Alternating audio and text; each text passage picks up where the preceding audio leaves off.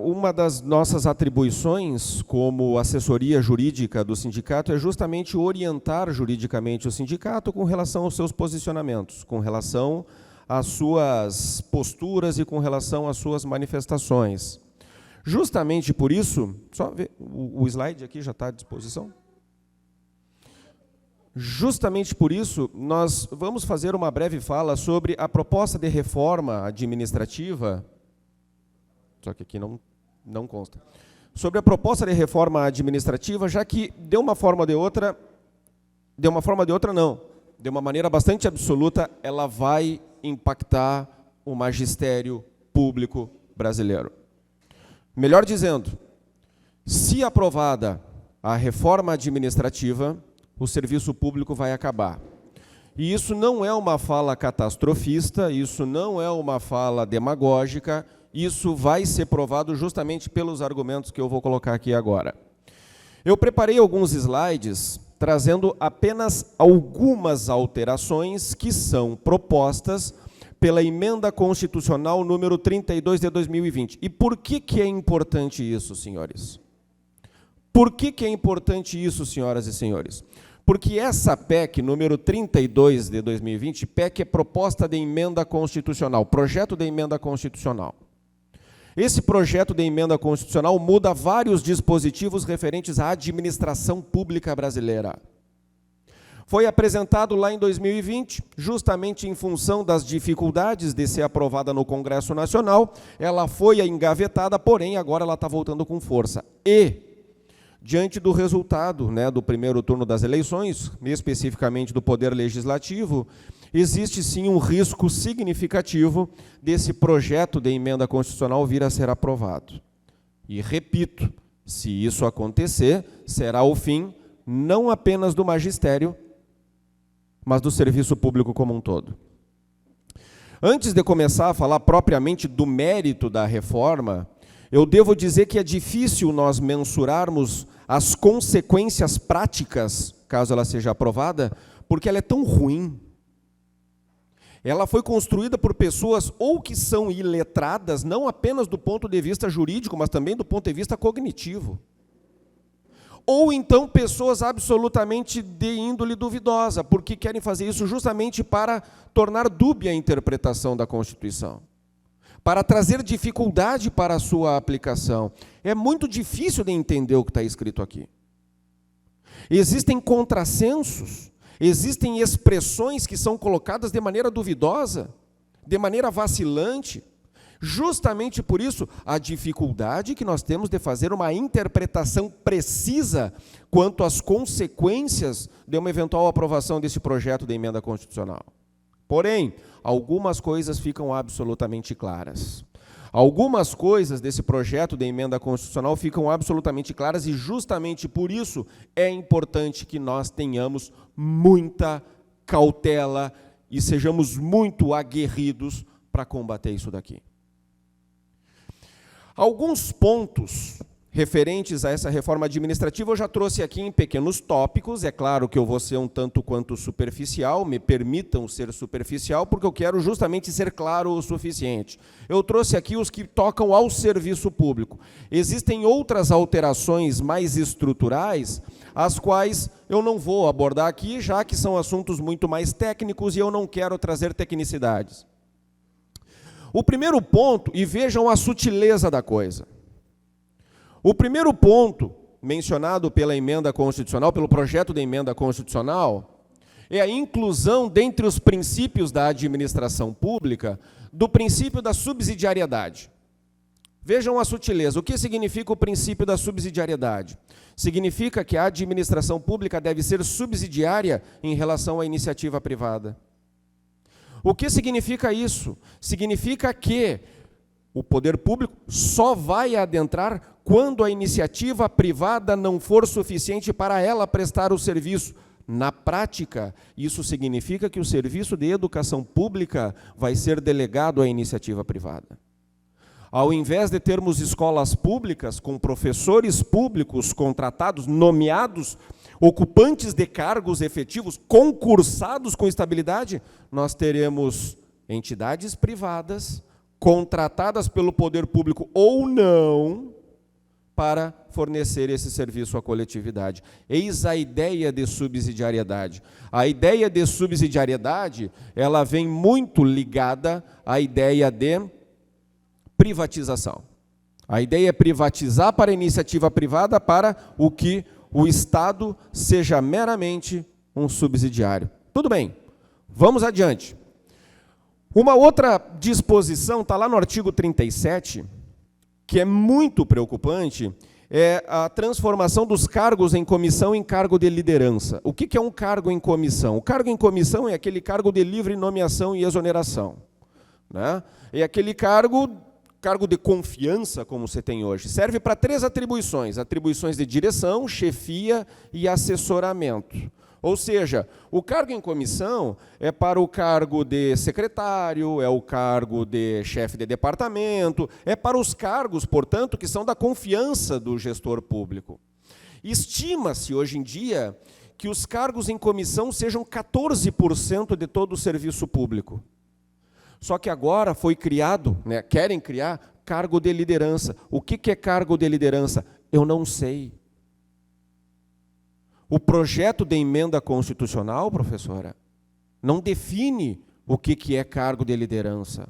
E diz o seguinte: cargo de liderança é para atribuições estratégicas, apenas isso. Ou seja, daqui a pouco o diretor da escola poderá ser um cargo de liderança. Daqui a pouco o orientador pedagógico, o coordenador, poderá ser um, aspas, cargo de liderança. E aí os professores estarão todos submetidos a alguém que foi indicado a dedo para estar lá, exercendo uma atividade fim, que é a atividade da educação.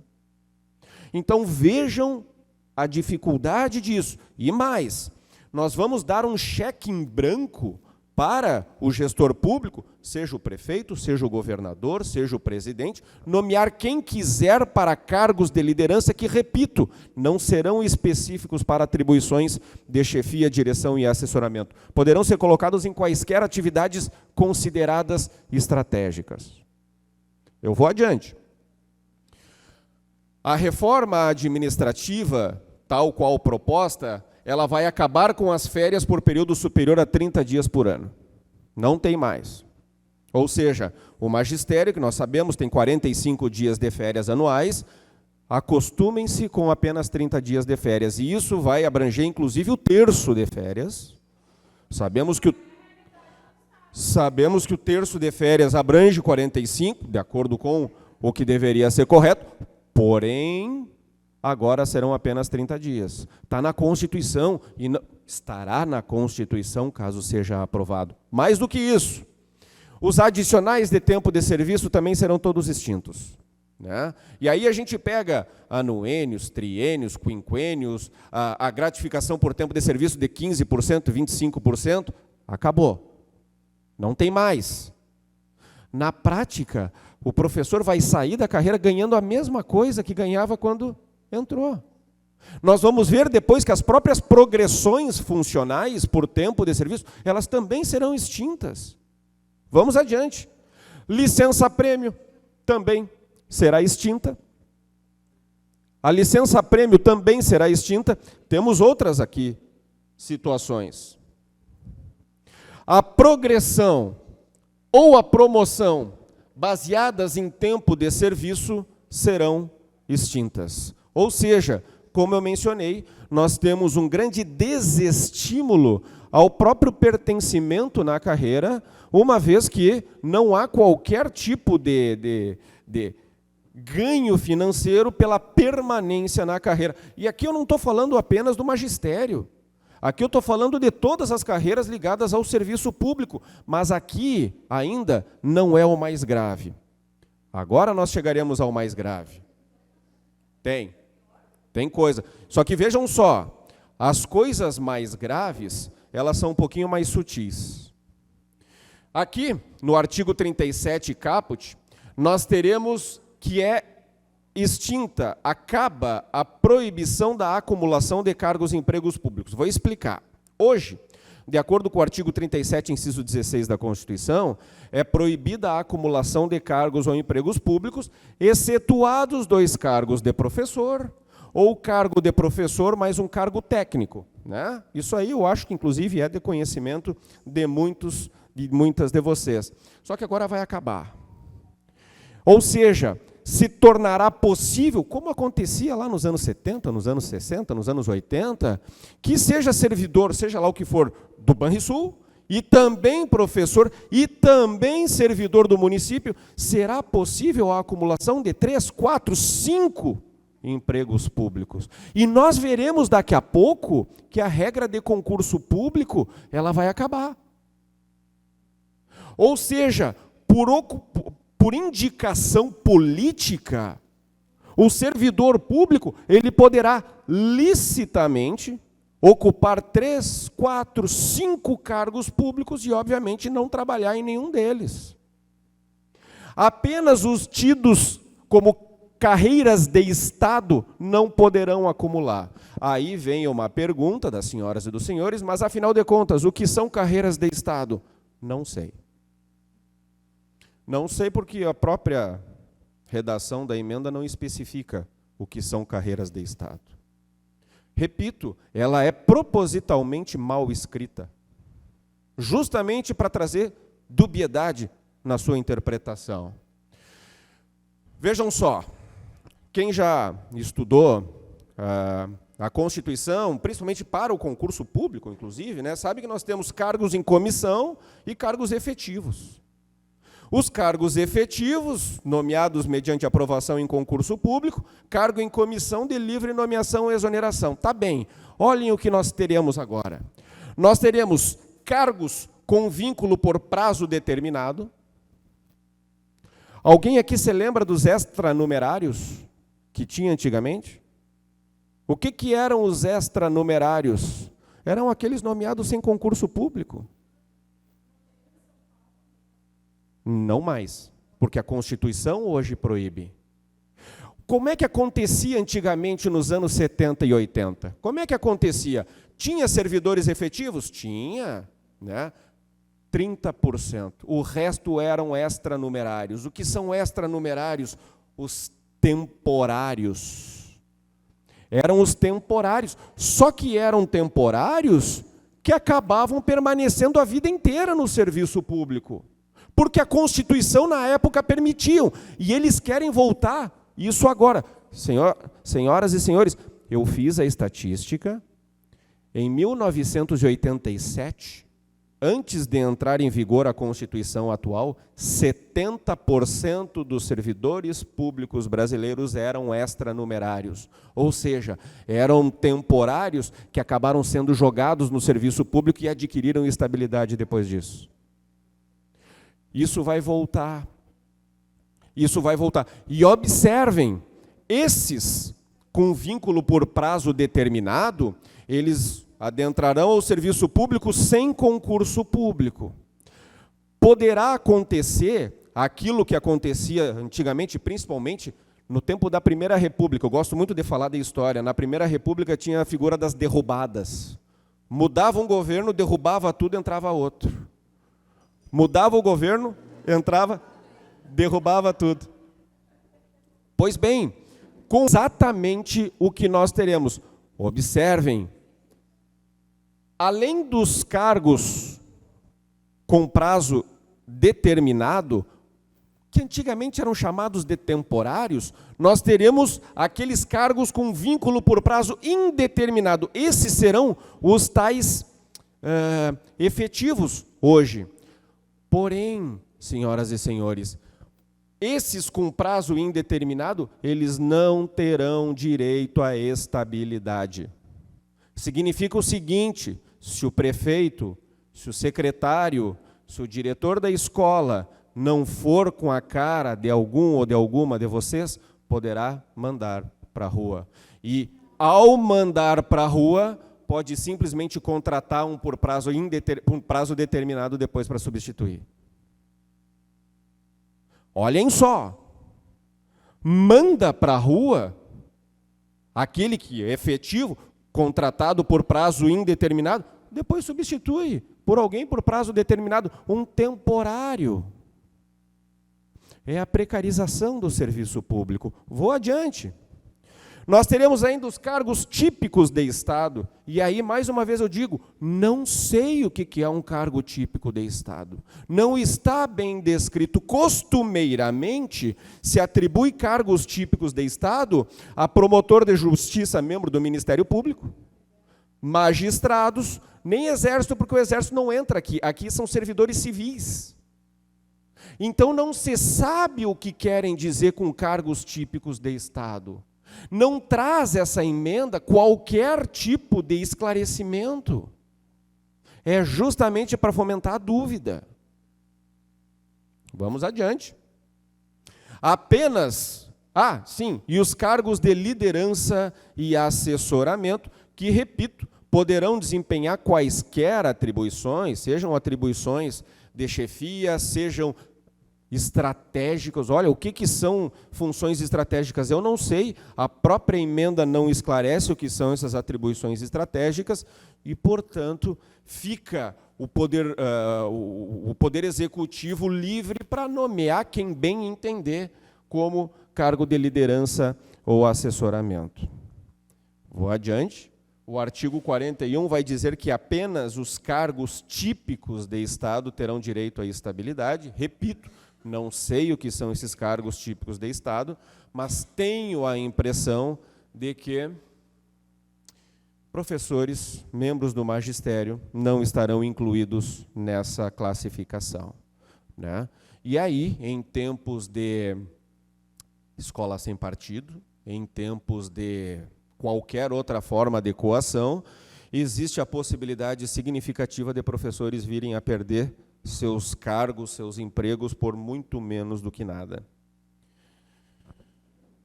A coisa não melhora.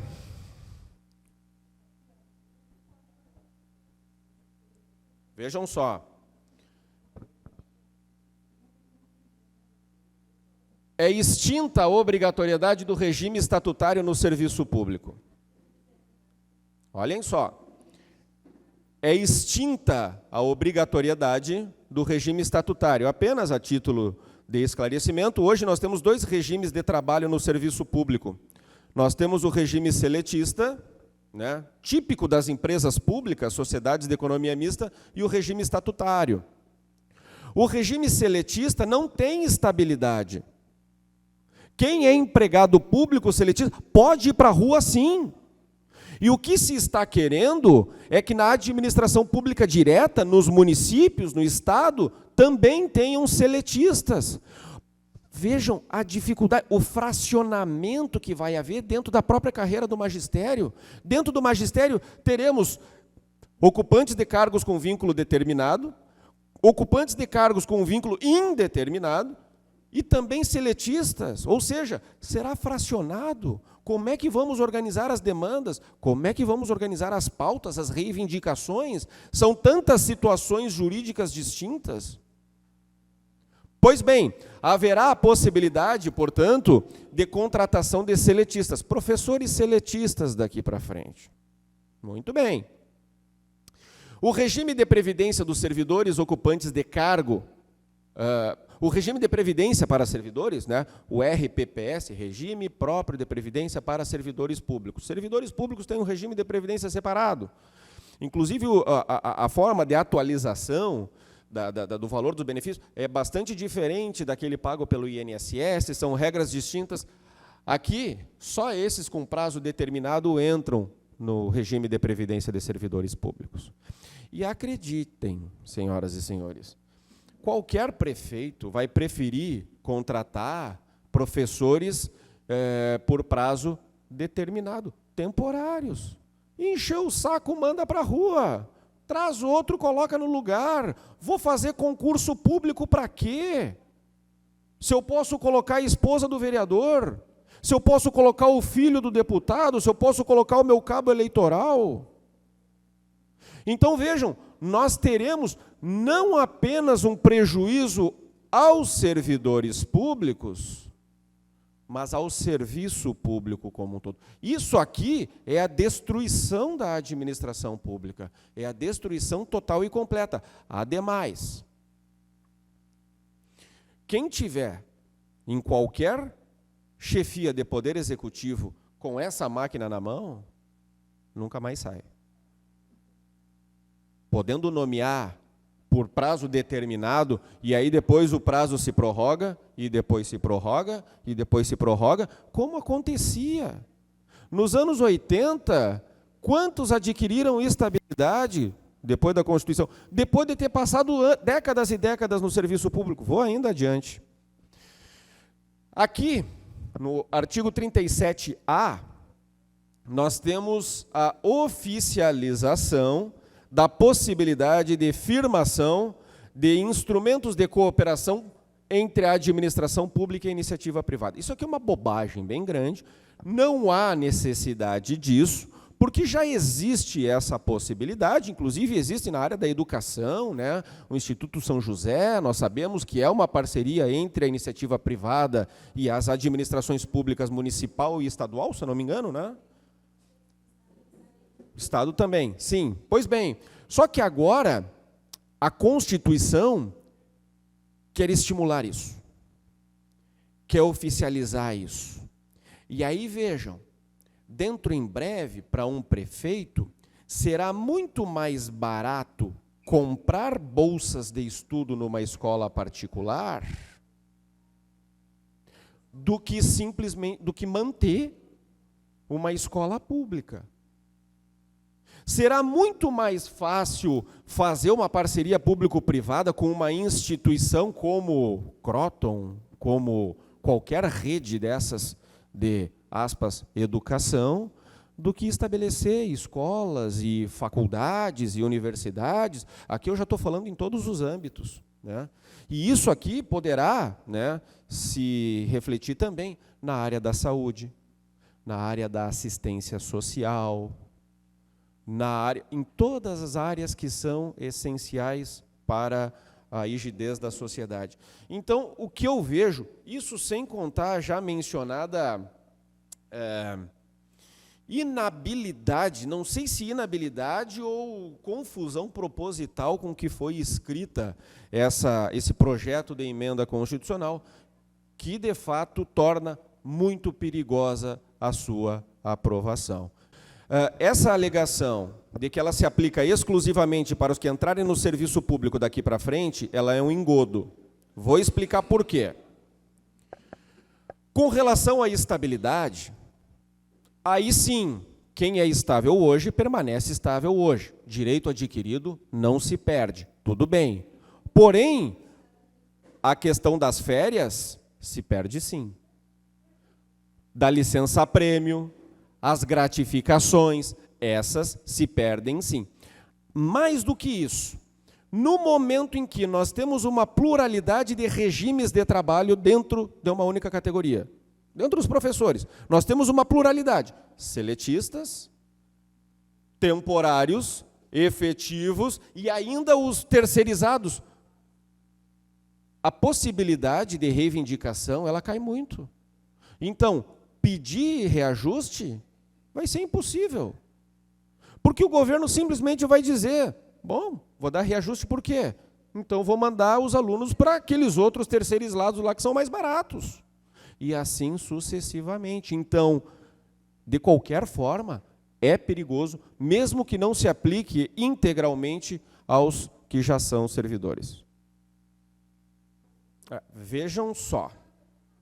Uma emenda constitucional, e aqui nós temos uma preocupação que é legítima.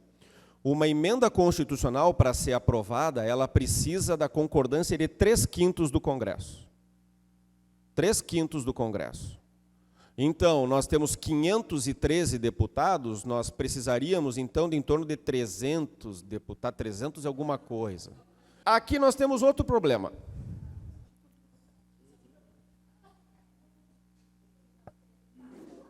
Ministério Público, magistratura, não entram nessas regras aqui.